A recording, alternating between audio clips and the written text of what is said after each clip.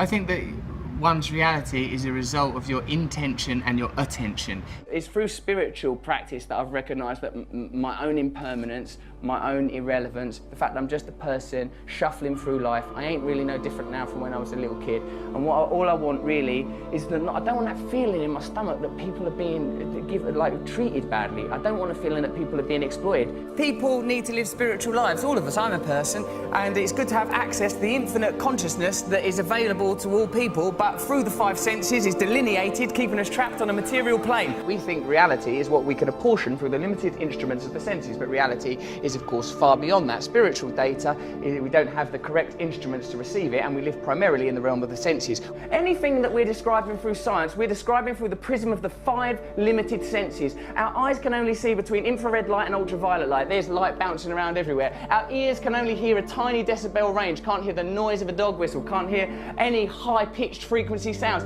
Isn't it likely then that there are other vibrations, frequencies, energies, consciousness moving through the universe? Consciousness is an amorphous and expanding entity. I think that we allow our consciousness to be prohibited by our senses, prescribed by our senses, living in the realm of these five apertures into our reality. But reality is limitless, space is infinite, time eternal. Through yoga, one can temporarily break the bonds that chain us to the mundane, the mondial, that which is of the earth, and we can temporarily at least receive a taste of the infinite. I don't want to get too cosmic about it, but we are just this sort of temporary blob of atoms, you know, endowed with consciousness for the merest moments in infinite space. Meditation and yoga, these are fundamental parts of my life. I think it's difficult these days with religion getting such a rough ride, the Pope resigning, bloody terrorism and nonsense. It's difficult to find an access to spirituality, but we are by our nature spiritual people. If we don't have access to spirituality, we suffer as individuals, society suffers. We need to recognise at some point that within ourselves there's an infinite capacity for connection with all things. Well, I love the fact that you describe it as you have a daily access to unseen realms of power. Daily access to unseen realms of power. Not just me, everyone has that. For me, what I've discovered is that transcendental meditation is useful to me, not because of a unique set of circumstances, not because of my formerly secret brilliance, no, but because I am a human being. And it is applicable to all human beings. And what's really good about that is literally everyone in this room is one. What I say is that we're basically all right human beings. Whenever there's a disaster or an accident, people's impulse is to help one another. So I'm thinking anyone that galvanises people, brings people together and points us to the better aspects of our nature and help us to overcome our basic things like fear and desire, I think these people are worthy heroes, rather than the heroes that are nominated today, heroes that are low vibrational frequency that make us concentrate on daft stuff. So like they want you to be talking about Justin Bieber, they want you to be talking about twerking. They don't want you talking about fracking, they want you talking about twerking. They want to get on with their job, shut your fucking mouths and watch this shit, you fucking morons. And I know, because I've been part of the charade. But, you know, I'm awake now. Look beyond the superficial. That's the problem with current affairs. You forget about what's important. You allow the agenda to be decided by superficial information. What am I saying? What am I talking about? Don't think about what I'm wearing. These things are redundant, superficial. And I don't think that we should be continuing to propagate the idea that famous people are magical and special, because it makes people feel that their lives ain't no good. And I don't think we should be living in that kind of fearful paradigm. It's that. I'm like a vegetarian. I believe we're all equal. I ain't got the right to kill. I don't kill, like say a fly comes in my house, I'd tolerate that little arsehole.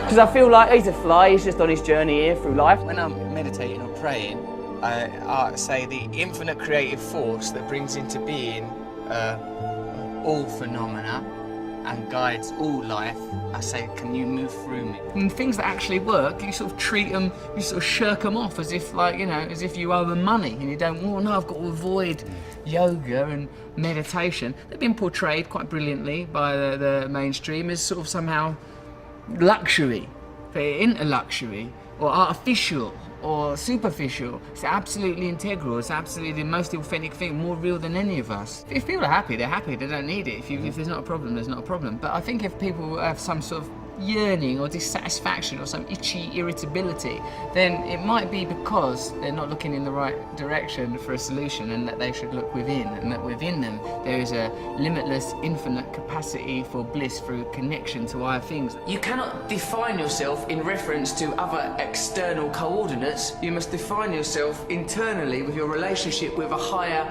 entity. Think of yourself as a manifestation of some higher thing, some higher frequency. This is the visible realization. And you know that because you can't see atoms, can you? And you certainly can't see the forces that hold atoms together. There, in the micro quantum world, Richard, lie the answers to everything.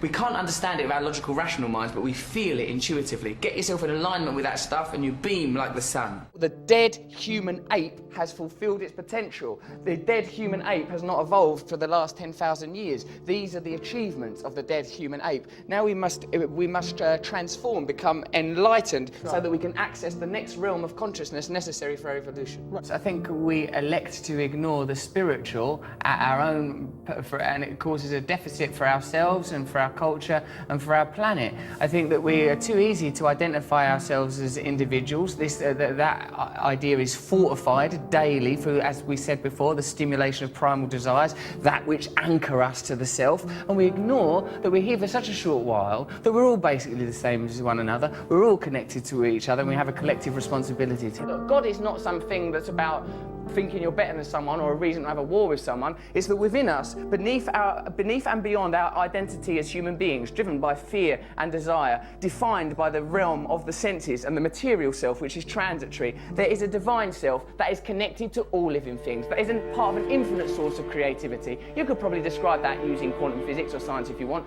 I choose to believe in God because I think what that is the recognition that there is divine beauty in all of us, and if we prioritise that over our own selfish material needs, then we will naturally create a culture more in harmony with our planet, and we'll have a chance. I think it's one of the great sadnesses of more modern life, because of our disenfranchisement and disillusionment with religion, that we don't have access to these ideas. And yoga and meditation for me is a way in the secular world of accessing very, very beautiful principles that will perhaps make us happier at a time when people feel disillusioned with the economy, concerned about the ecology, worried with politicians, don't trust what they're being told on television. We've got to let go of temporary, transient ideas like individualism. The nature of monotheistic faiths, these dead desert religions, is to encode us with the idea that individualism is more important than paganism, ideologies that integrally relate us to the earth, so that we know that we are integrally, indefatigably related to our environment, and we live in the service of our environment, because self is a temporal illusion. I suppose the ultimate truth is oneness, that this is a temporary illusion, that we are temporarily occupy these flesh puppets. We believe so much in our identities, we believe in our individualism, and I talk as a very sort of egotistical man. Look at my hair, look at these bracelets, look at these ridiculous boots. I'm a person who believes in the nature of my own individualism and my own identity. But on a deeper level, I recognise that all these things are transient, and what's important and what's defining are the things that we all share. Love, unity, togetherness. As long as we have cultural narratives that eschew these ideas, that suppress these ideas in favour of negative human traits, greed, selfishness, lust, as long as these ideas are promoted, we will exist in opposition to one another and will be exploitable by corporations that prey upon these negative facets of humanity.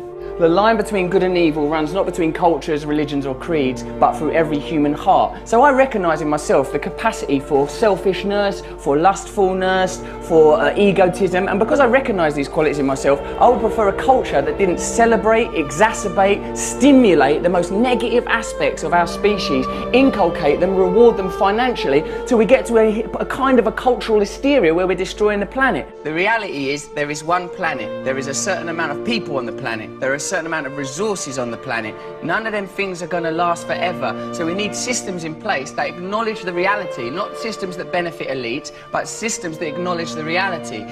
People need to have access to the resources. Can't lie to people so that people in power can continue to augment and grow their own power and satisfaction while normal people are exploited.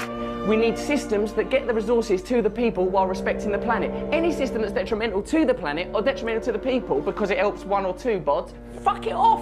We're allowed to do that, you know. We are creatures on a planet. We are mammals. Look at the faces of the people that we're being asked to vote for as leaders. Look at them. Look at them, feel it in your hearts. That ain't who's meant to be leading us. I'm happy mostly. I'm happy mostly when I'm being nice to other people. Then I'm happy. You know, when they analyse the semantics consistently through mythology and theology of words like love, God, they find that the common theme, John, is union. That we just want to be connected to something higher. That can be another person, that could be God, that could be a relationship with nature, it could even be a relationship with West Ham United. I think the important thing is to have this, the central tenet of your being, love, compassion and tolerance. Everyone knows that.